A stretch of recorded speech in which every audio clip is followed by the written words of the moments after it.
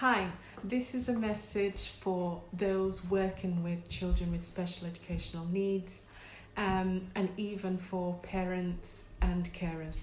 So I think going into 2021, the main thing and where all the problems stem from is lack of acceptance.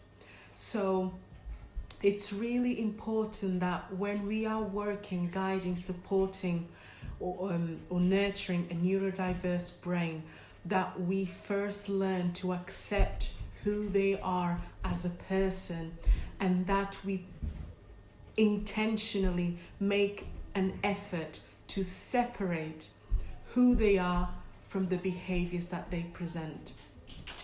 So once you achieve an ability to accept a child with everything that they are, then you are best. So once you have separated who they are, you accept it. There's nothing like understanding it, and I'll go into that probably in another video. Once you've accepted, you are best equipped to then look at what is your strengths, weaknesses, and what opportunities or threats that could arise in supporting and guiding that child based on the acceptance of who they are. The behaviours then need to be looked at separately because they are reactions, they are outcomes from the external environment. So their behaviours doesn't have much to do with who they are. So the reactions is the outcome of how they are engaging with the external environment.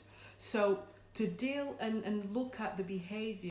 So when you are looking at the behaviours and the external factors, you are wanting to understand what and how this is having an impact on the child.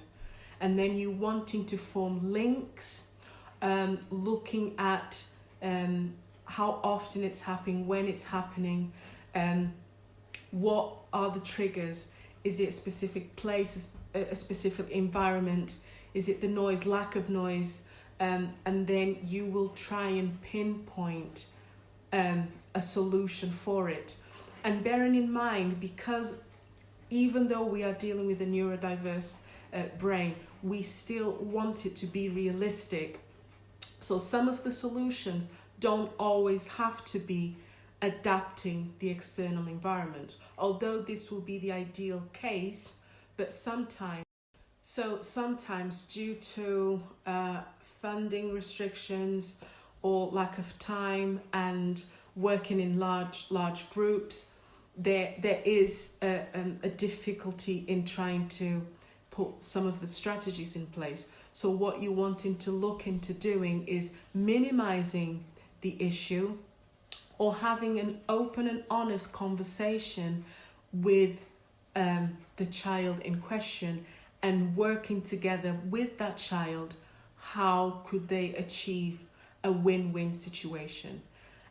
So I'm a true believer that it's always the best to try and involve the child in the change process rather than changing it, believing that that would work for a child.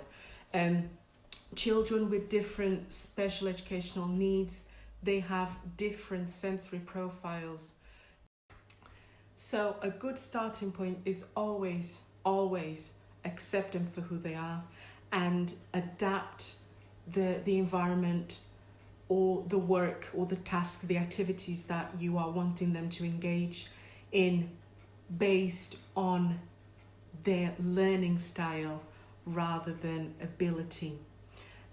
So accept, engage, and get to know their learning style, and working together to achieve a win-win situation is a winner. This is Home Learning Together with Mrs. A. That's me. Bye-bye. Have a lovely day.